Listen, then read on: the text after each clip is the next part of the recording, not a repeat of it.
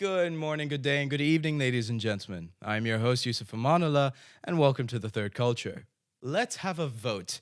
Hands up if you want more Third Culture weekly episodes. An overwhelming majority. It's been decided, folks. We're here for the long haul. Although, under the first past the post system, I still would have probably lost. Yes, ladies and gentlemen, today we're talking about elections, and my goodness, what a year it's been for them. Voters turned out in not so full force last Thursday to take part in the third UK general election in 4.5 years. We will truly be having a white Christmas this winter, as yet another white middle-class Etonian took the House of Commons by storm, winning the highest share of votes for Tories since Maggie T in 1979. Meanwhile, Labour quite simply crashed and burned. What a stonking election this was. We had eloquent Prime Minister debates, good, old-fashioned, honest politics with representatives only speaking the truth, and of course many topics discussed in great detail. Get Brexit done. Get Brexit done. Getting Brexit done. Yes, this was the definitive election that was once and for all going to decide who was leading us out of Europe and our all-expenses-paid holidays in Benidorm, as BoJo achieved what Theresa May wished for 2 years ago. I guess all that karma of running through those fields of wheat really came to bite her in the... And now with this Conservative majority, we can well and truly get Brexit done. Those words make me throw up in my mouth. They've been said so many times. But yes, this was as much of a single-issue election as you could possibly get. Brexit was the talk of the town, and no matter what issue was raised, it always came back to the UK leaving the EU. And it's a real shame, because so much else has happened since the referendum that should have been given a lot more importance than was in almost everyone's campaign. The environment, for starters.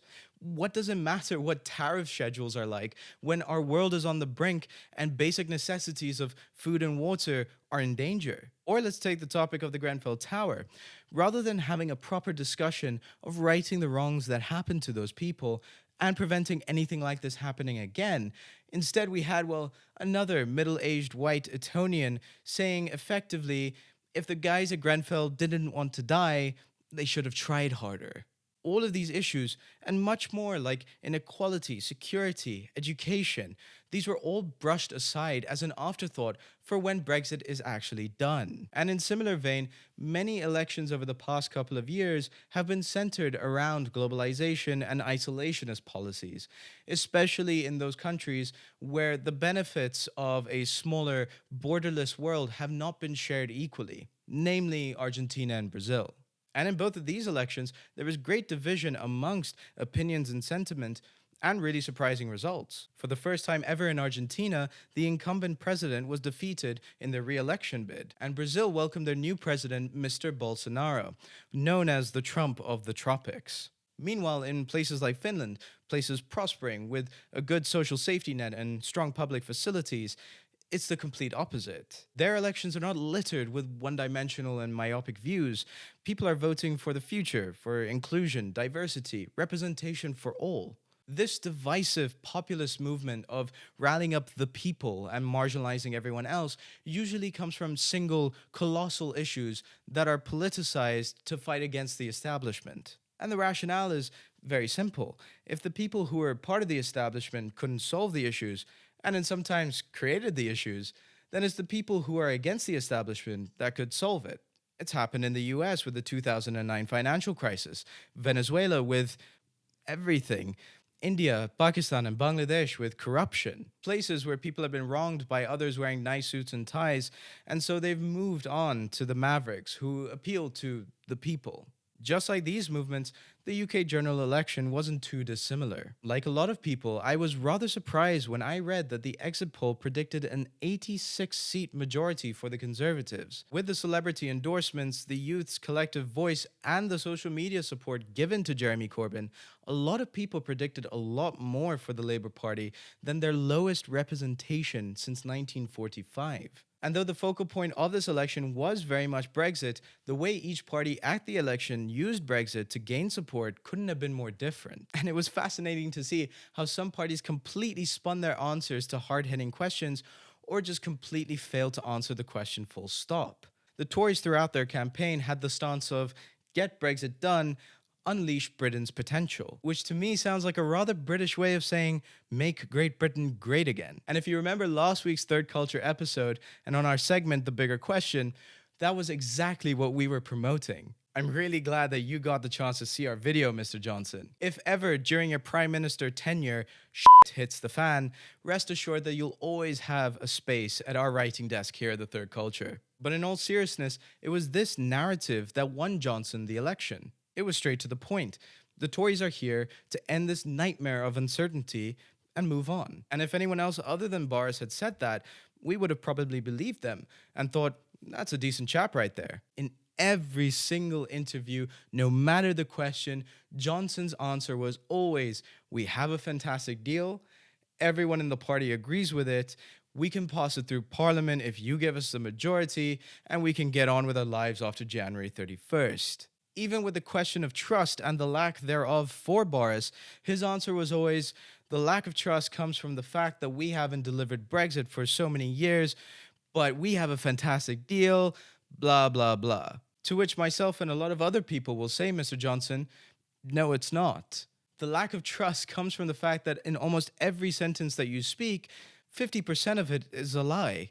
His claims of building 40 new NHS hospitals has no leg to stand on. No evidence of any sort of costings or provisions for it. He's named just 6 NHS trusts that would get any sort of money, only to rebuild facilities, not build new ones. And he even lied about there being plans for Canterbury getting a new hospital soon, when this isn't even part of the government's health infrastructure plan. Furthermore, how can you even say that we'll be able to get on with our lives after Jan 31st? It is really after this date that our lives will be even more consumed by Brexit. The extensive trade deal negotiations that will take months, if not years, to finalize, and a lot of sacrifice. This isn't done.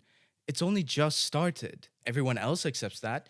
They know that it's a long and arduous battle ahead, but in your mind, for some reason, as long as we're out of the EU on paper by January, then job done. The mistrust, Mr. Johnson, comes from your circular arguments, your stubbornness to not move away from the rhetoric given to you by your PR guys, the need for you to hide in a fridge to avoid an interview. In fact, before, when he wasn't running away from journalists, but rather trying to become one, Boris was actually fired from the Times for fabricating quotations in an article. You literally cannot make this stuff up. And let's not forget your lies in the run-up to the referendum for which you campaigned. Nevertheless, it was this active narrative of saying, we have a clear objective and we're here to fight for it, that really worked in the Tories' favour. With Labour, on the other hand, there was and has been for far too long in Corbyn's leadership major divides and ambiguity. Right from the beginning, the party has been about as competent as Diane Abbott's mathematical capabilities, with shadow cabinet reshuffles, resignations, votes of no confidence. It was a mess. And the reasons for these reshuffles and resignations was Corbyn's severe inaction on certain policies and matters, especially Brexit. Right from the Brexit referendum, Corbyn never really picked a side. On his actual stance of remain or leave, first it was remain, then it was leave, then it was back to remain. A flip-flop of opinions every couple of months. And even in this election, his narrative was, we'll negotiate a deal, and then we'll have a second referendum on the deal versus remaining in the UK. Even when, in fact, initially, he was against a second referendum. And even if we have that second referendum, we have to go back to the first question. What's his stance on the EU? It's so crucial because it makes you wonder, what sort of deal would you negotiate? Would it be a deal that, even if people voted for Brexit a second time round, it would be beneficial for the country?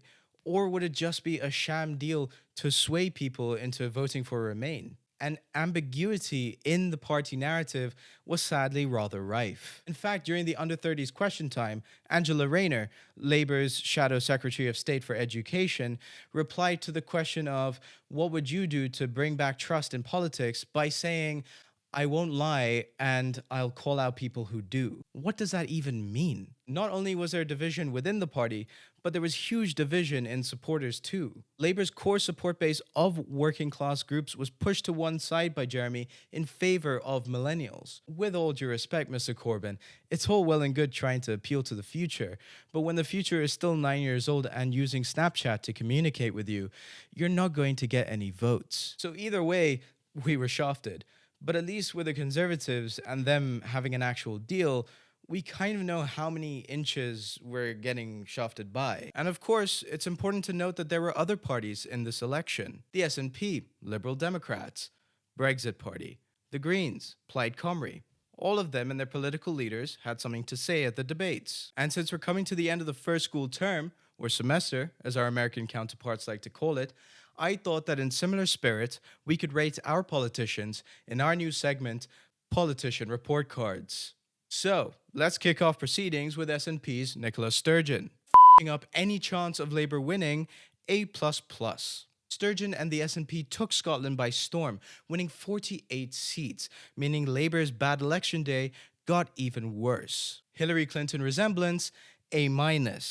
Sturgeon's admiration for the former presidential candidate is well known. As a tribute to Hillary, I must say, really good job in the haircut and the outfit. Just not enough of the smile that looks like you're about to eat my soul. Talking about referendums, D. It's not like she can't talk about referendums, it's just that she keeps talking about the one no one really cares about. Now moving on to the Lib Dems' Joe Swinson. Musical chairs, E. If you can't keep your own constituency seat, I'm not so sure that you'll be able to grasp the true concept of this simple game. Confidence, A. To think you actually had a chance of becoming prime minister, especially when you were going against the referendum vote, I mean, that takes a lot of confidence. Doesn't mean a lot of votes, but a lot of confidence. Speedy decision making, yet another A. When asked if she would be prepared to use nuclear weapons, Swinson, in less than a second, answered with an unequivocal and obvious... Yes. Wait, what? Brexit Party's Nigel Farage, just fail him already. He's basically the racist uncle that no one likes, but everyone has to invite because, you know, he's family.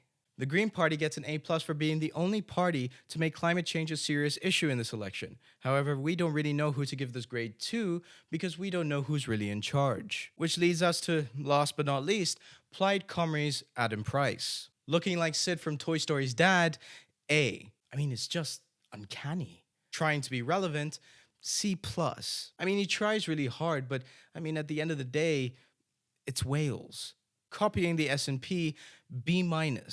Like the SNP, Price wants Welsh independence. The only difference is he's willing to wait till 2030, whereas the SNP want their independence now. Plus his 7 steps to independence sounds a lot like Tai Lopez's 67 steps to the good life, so kind of sounds like a scam.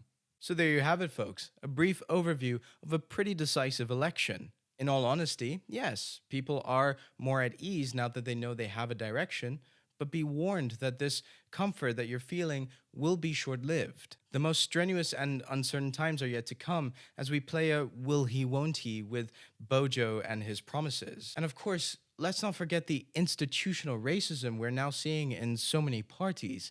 The Tories with Islamophobia, Labour with anti-Semitism, the Brexit Party and UKIP with, well, with everyone really. We will of course be covering all of this in more detail. We just didn't want it to be a small segment in a 15-minute video. And though the results may not have gone in your favor, remember that no matter what, you have the power to do something, to make the change that you're hoping that these 650 politicians will make, to become the voice of reason when everyone else sounds ridiculous. Yes, for others, it is unfortunately easier.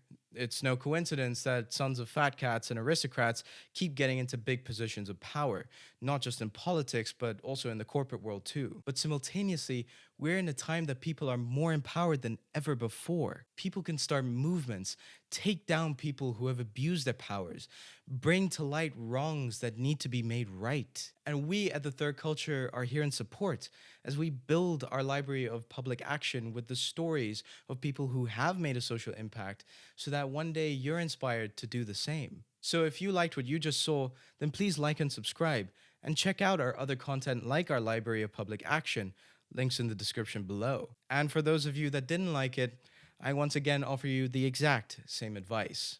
Join us next week for another episode of The Third Culture. In the meantime, take care, love yourself and all of those around you. Goodbye.